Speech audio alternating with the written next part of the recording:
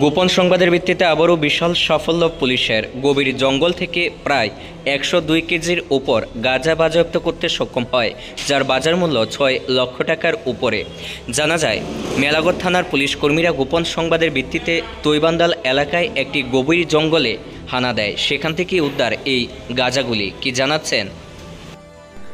আজকে সন্ধ্যার সময় একটা গোপন খবরের ভিত্তিতে সাউথ তৈবান্দাল নেরামোড়া এলাকায় আমরা একটা খবর পাই যে ওখানে প্রচুর পরিমাণ অবৈধ গাঁজা মজুদ আছে জঙ্গলের ভিতরে। অ্যাকর্ডিংলি তৈবান্দালের ওসি SI পার্থপ্রতিম রিয়াং এবং অন্যান্য স্টাফ, আমাদের থানার TSR এবং অন্যান্য ম্যান কনস্টেবল নিয়ে আমরা ওই জায়গায় অভিযান চালাই এবং চালানোর পরে ওখানের থেকে প্রায় 102 কেজি শুকনো গাঁজা উদ্ধার করা হয়, যেগুলোর বাজার মূল্য অনুমান 3 লক্ষ টাকা।